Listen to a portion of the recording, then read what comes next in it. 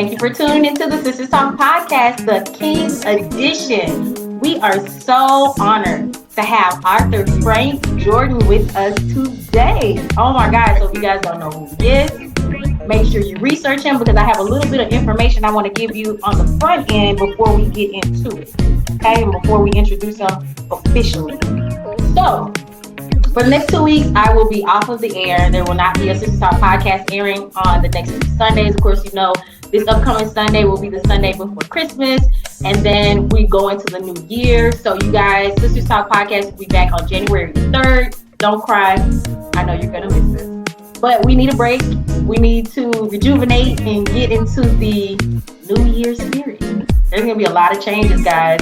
New president, new laws, new rules, new attitudes, new jobs, you know, all that good stuff. So I definitely just wanted to keep you guys informed on what we're doing here at Sistas Talk. We want to thank you guys for your constant support. Now, without further ado, I would like to pass the torch over to Miss Aisya. Carroll is the CEO of Survivor Not by Chance. She's the author of The Pressures of Becoming a Diamond. So I'm going to pass the torch to you. Hello, everyone. Thank you so much for joining. And we're so appreciative of all of our viewers being here with us and supporting us throughout the year. Thank you so much. And I'm so honored. I'm so humbled and grateful that I can introduce author Frank Jordan. I am super excited that he is here with us today. He has quite a few books. I think it's like 7 books he has. You can find him on Amazon. If you just type his name, you can find all of his books on Amazon. And tonight we're going to focus on 2 of his books. One of them is called We Once Were a Family: The Disappearance of the Black Soul of Culture. And the other book we're going to focus on tonight is called 500 Years of American Deception, Unmentioned Secret World History. Oh my goodness. I am so excited. Thank you so much for being here with us today. Hey, listen, all praise to the Most High. And I thank both of you, Danny and Aisya, for having me. It's a pleasure. It's definitely a pleasure. And thank you so much. Thank you. You're welcome. So go ahead, take it away. Oh, me? Back to me already? Okay. All right. So, gosh, Arthur Frank, man, you are powerful. So for people who want to know how we even ran across Arthur Frank Jordan, we were inside of one of those Arthur groups. Aisya, do you remember the name of it? I think it's called Supporting Black Authors, if I'm not mistaken. That's exactly what it is. Yeah. And so we happened to tune in the day that you were doing your interview with the host. And my goodness, when I say you were laying down the information, I mean, transparently, unapologetically, and I was just blown away. It was the first time that a podcast caught my attention that didn't have my face on it, or just one of those popular ones. And I was engaged. I was supposed to go grocery shopping that day, and I was sitting in my car watching you and the host of this show go back and forth. And so I said to myself, man, I would love to have him on the show. And before I could even put that in the atmosphere, my sister Aisya had already reached out and contacted you, because both her and I were listening in along with so many other people. So I just want you to hit the floor.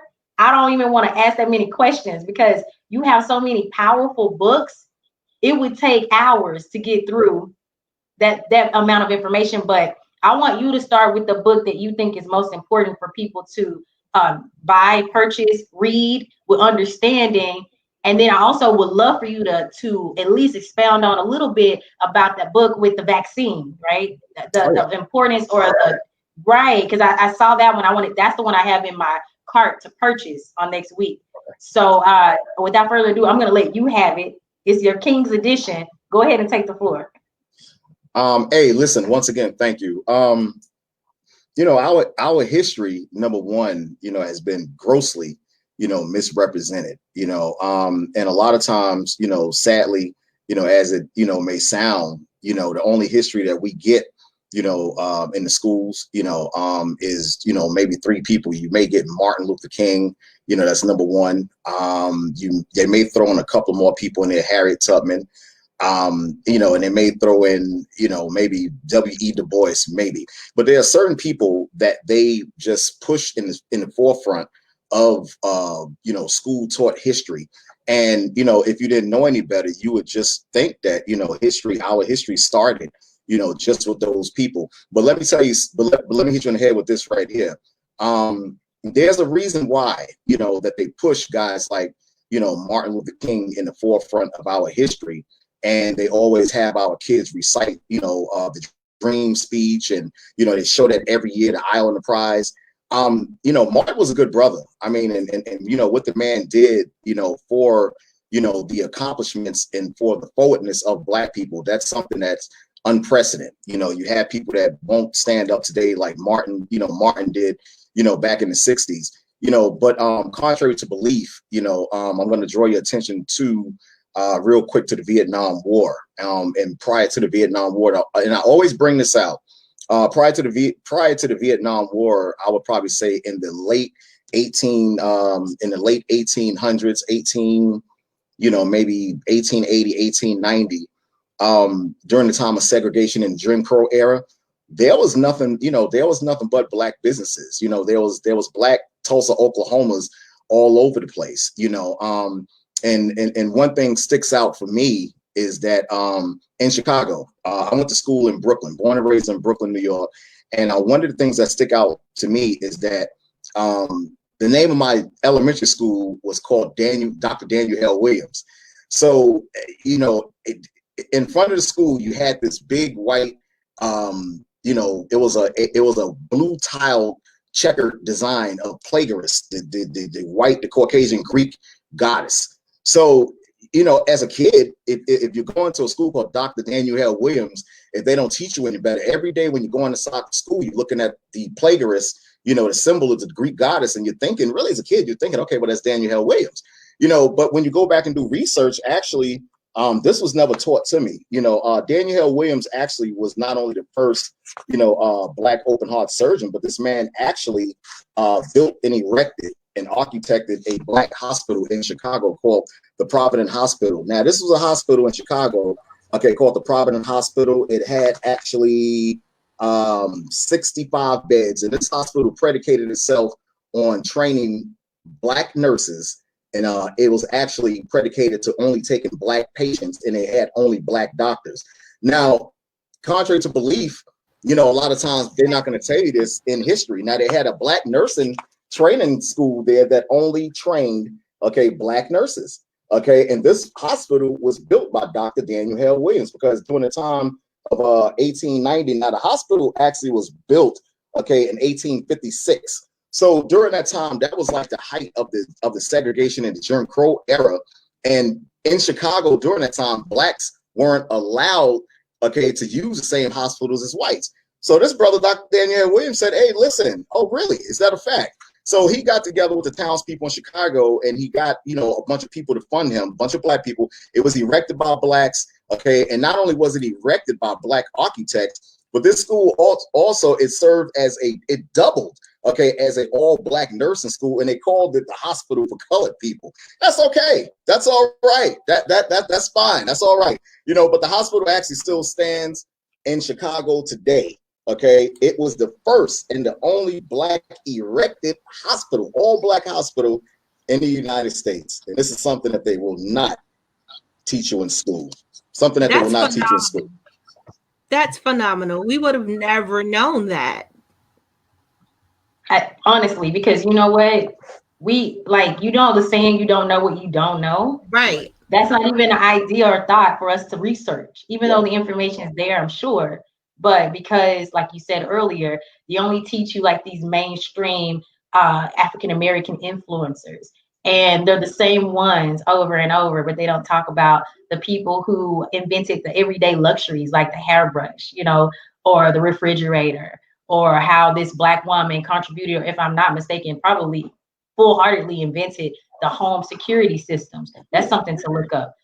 There's so many, and I only know this myself because I started a trend a couple of years back, about 4 or 5 years ago, where every Black History Month, I found a new Black person that invented something that I didn't know about. And I would put a paragraph or two of information about that person to share on Facebook, because I knew for sure no one else knew this information either. Right. Absolutely. So, right. Absolutely. And also, let me point this out too. We live in a, when you have when you have a government, okay, that's, that we're pretty much predicated on, it's pretty much predicated on a voting system, either Democratic or Republic. So our people, we vote in hopes of, getting someone elected that's going to make it easier on us. And we vote, thinking that things are going to be a little bit better. But actually, to be honest with you, there is a such thing as called land. And, our people, they, not all of our people, but, most Blacks, I mean, let's just put it out there. We're the most undisciplined people on this planet. We don't have any discipline. We get a income tax check. We give it right back to corporate white America. We'll, sing We Shall Overcome during the month of Black History, February. And the next thing we know, we're spending all our money. Look, let me tell you something. All right. When everyone voted, okay, everyone should have collected it, just like you can galvanize the whole neighborhood, to go down to the polls and vote. You can galvanize those same people to collect $10 each from everybody to buy a piece of land. Okay, you can build your own schools, you can build your own hospitals, you can build your own grocery stores, you can build your own clinics, you can build your own daycares. Okay, and you can run things like you want to.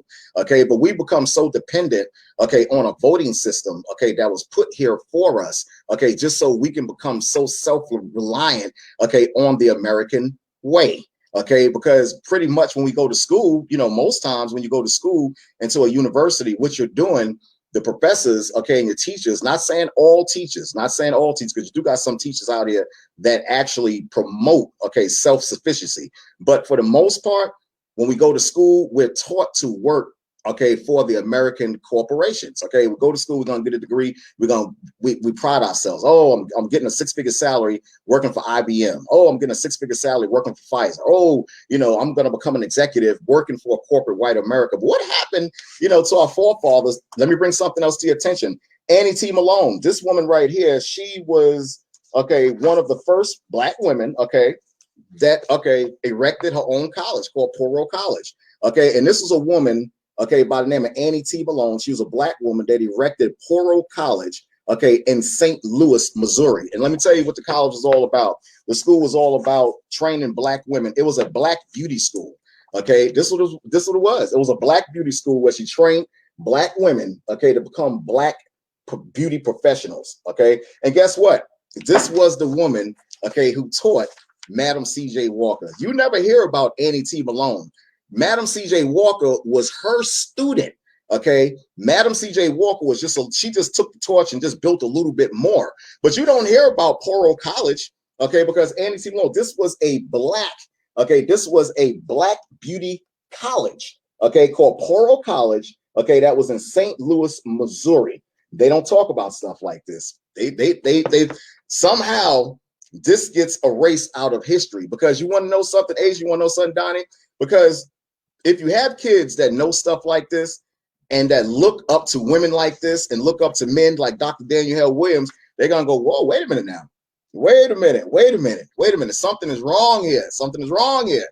Then their mind is going to start thinking. They're going to say, wait a minute. Okay. The same way I just said, we can galvanize and we can collect $10 from people. We can buy maybe 2-3 acres of land and we can do the same. Don't you know we can do the same exact thing? We can erect contractors. We can go someplace and erect contractors and build our own colleges, so we won't have to be subject. Your kids won't have to be subject, okay, to learning about Christopher Columbus, and they won't have to be subject to learning about George Washington because he had slaves, okay, just like Thomas Jefferson. Thomas Jefferson had slaves. Thomas Jefferson had over 650 slaves. It's facts. George Washington had 315 slaves. Those are facts. Okay, so this is what your kids are learning in school. Okay, they're learning to subject themselves, okay, just to work for corporate white America. Now, why? And you got to kind of ask yourself this. Okay, well, that's what gentrification and that's what integration is all about. Let's go back to what I was talking about the Vietnam War. That war was intentionally planned and it was strategically planned, okay, to separate the Black families all together. The United States acquired over 5,000 acres of land full of poppy fields, okay? And they took the black man out of the home and had a unsolicited draft, okay? And took the black man out of the home, took him over to Vietnam, got him high as hell, used him as an experiment, all the heroin and morphine you can get, okay? That war lasted for over 20 years. During those 20 years, Aisya and Donnie, listen very carefully. During those 20 years, okay, in comes the welfare reform bill, okay? You got the white woman, the feminist woman knocking on the black woman's door. You need help? Okay, sure, you need help. Your man is over there at the Vietnam War. You need help? You need a little bit of money? Sure, we'll give you some money. You need a little bit of food? We'll give you some food. Okay, you need a little bit of medical care? We'll give you medical care. But there's one thing that you got to do. Keep that black man out of the house, okay? And that was part of the stipulation, okay, part of the welfare reform bill. That was the beginning of the end of the black family structure to this day. Prior to that, 1920s, this is what we had, okay? You had black men like this, okay, building hotels. This is what we had before the Vietnam War. This is exactly what we had. This is another black man that they don't mention, A.J. Gatson, okay, that built a black all Gatson hotel, a black hotel, okay, in Birmingham, Alabama, okay. And what this does, okay, it was called the Gatson Hotel, and what this does, this builds remarkable, supreme, okay, self-esteem amongst our people. Other than thinking that we were just the managers, okay, and the supervisors there. No, these hotels were erected by blacks for blacks. Okay, and still to this day, and how dare teachers show stuff like this to build black kids' self-esteem? You know, the only thing they teach you, okay, is to be a manager, get a manager degree, or be a supervisor. But when you look back on stuff like this, it kind of chimes, okay, and sparks that intellect and sparks that genius, okay, that our forefathers had as well. This is why it's so important for us to have you on our platform, because we need to teach this information to our people. Right. Absolutely. Absolutely. Okay. One more thing. Mechanics and Farmers Bank was established in 1908 during the time of segregation. Okay. By the same in Durham, North Carolina. Okay. Now this bank right here, the Mechanics and Farmers Bank, they have over, I think, 100 branches still today. This is a bank that was actually founded, okay, by black men, okay, that actually lived in Durham, North Carolina, okay, and actually these men, okay, founded also the North Carolina Mutual Insurance Company as well too. And what they did, they was actually loaning black farmers, okay, money, okay, they predicated on loaning black farmers money, okay, so they can farm, and it was actually loaning black people money to buy homes as well too. This is way before integration. During the time of Vietnam War, the 20 years, Donnie. Let me tell you something, Danny. Let me tell you something. In comes the welfare reform bill. Okay, not only the welfare reform bill, but you had guys that were selected like Martin Luther King, Jesse Jackson. You had those guys that was pushing integration. We shall overcome. We shall overcome. Okay, and Martin Luther King was pushing integration while the black man strategically was taken out of the home. Okay, but all at the same time too. That's what really destroyed us. As a result of that, the crime rate went up, the black marriages went down, okay, the divorce rates, okay, was at an all-time high. More drugs infiltrated into the black community as a result of integration. We had more killings, more guns in our community. We didn't own a damn thing, okay, as a result of that. So you got to kind of ask yourself, okay, and don't be ashamed of it. And my thing is this too, is that we have become ashamed of being who we are. So a lot of times, when you see black men like myself, or you see a lot of brothers that's out there teaching, just at random, a lot of us are ashamed, be like, oh my goodness, like, no, I'm not associated with those guys over there. We're ashamed. White America has made us ashamed, okay, to be who we are. Okay, but all at the same time too, they're trying to be us. Yes. It's so messed up, right? It's so twisted. Yes. It's so twisted. I'm sorry. It's so twisted. And just going back to when you talked about Vietnam War, and it made me think about like all these different movies, some texts that I've read in the past about how a lot of black men came back to the country and felt like, I'll go to the war and come back and I'm still disrespected. I still didn't gain any more respect. And it's just like a lost fight. It's like a lost battle, figuratively and physically, because it's like, why is it that it seems to me, based on history, based on what you've even talked about today, it's a constant battle? Like, what is this battle about? Right. Really, truly. Right. It's our existence. You know, look, let me tell you something. It's our existence. Okay. And you know, like I always say, Hollywood was invented, was actually erected in 1903. Okay. And you know, I'm not gonna draw this out, I'm not gonna make this too long. You know, Hollywood was created, okay, for white Americans to pretend and to, you know, make themselves out of whoever they want to be. You know, like I always say, look, listen, let me tell you this. Okay, Aristotle, one of the greatest mathematicians on this planet. Was it like Peter Pan? You know how Peter Pan went to a different world? Yeah, it's like that. Yeah, Peter Pan, all those people, Peter Pan, right, exactly right. Now, this is a picture right here of Aristotle that still lies over there in Notre Dame, the cathedral over there in Paris. Okay, this is a black man, okay, that was actually taught, okay, by Socrates as well. So slide it over a little bit more to your, what side is that for him? The other way. Good? The other way. Who's the other person? That's someone else?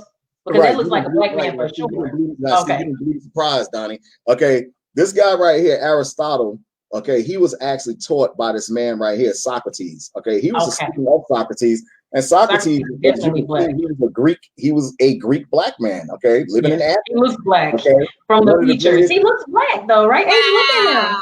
He looks black. Socrates is black. That's because he is black, right? One of the greatest mathematicians and philosophers, okay, on this planet. And let me tell you something. During the time when he walked this earth, okay, when he lived in Athens, guess what they called him? They called him a black genius. They said the man could solve a math problem before you can get it out of your mouth. Okay, and let me say this too. Okay, Caucasians, okay, they came out of the caves in 3 BC. Okay, and you know they can say what they want to say. Okay, and I'm gonna drop this too. Okay, during the time of slavery, okay, there's no books that I've ever read. There's no movies that I've ever looked at, okay, where white Americans, okay, have taught us anything as far as culture, okay, as far as cultivating math. The people that they was taking over from Africa were engineers. You're not going to look. Let me say this. When you're going to the store to buy something, okay, if you're going to when you're going someplace, okay, to build a house, you're going to get the best engineers to do it. You're going to get the best people to build your house. Okay, you're going to go and you're going to say, okay, I need somebody for this. I need somebody for that. I need somebody for that. That's exactly what they was doing when we was actually bought from Southwest Africa during the time of the Dahomean Empire. Okay, you had goldsmiths, you had people, you know, that were engineers, you had translators, you had people that were speaking different languages, Hebrew, you had people that were speaking Arabic. Okay, so when they brought us over to America, okay, and look, we all know this. When Columbus came over here in the late 1400s, okay, when he came over here, it was what the natives that taught them how to cultivate the land. Okay, so and we all know the natives were colored people. Okay, the only thing Columbus brought over here was the smallpox, okay, the measles, and a bunch of damn boars and pigs. Okay, that's where the boars came from. He brought the boars on the ships. Okay, whoa, matter of fact, speaking of Columbus, wow, man. Okay, I'm gonna show you something. Okay, there was a black man by the name of, and this is all in my book right here, okay, called We Once Were a Family, okay? This is all in my book. Now, how did Columbus get over here? Columbus got over here to America. There was a black man, okay, by the name of Pedro Nino, okay? Here you go right here, Pedro Nino. This is the guy who showed Columbus, okay, how to get over here to America. And let me tell you the story, let me tell you the story behind this right here. This was the astronomer, okay, and the navigator, okay, that taught Columbus how to get to America. Wow. Okay. I'm sorry. Because see, this information, no, like. Listen, Donnie, and listen, Aisya, listen.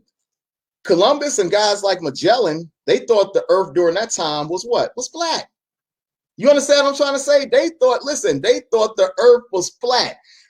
Pedro Nino, this brother said, listen, hell no. Okay, I can get you over there to America. This was the man right here. Matter of fact, it was him and he had a brother. They was called the Nino brothers. Okay, they was the ones who taught Columbus how to get over here to America. Listen, I don't mean to interject. Yeah. Okay. Look, it's people that still think the earth is flat, by the way, but let me get to this comment. Yeah. I'm just saying, That thing we won't have work Kathy too. Tatum in the building, y'all. Thank you so much, Kathy, for tuning in. She says, I love this award-winning, congressional recognized platform and all their guests.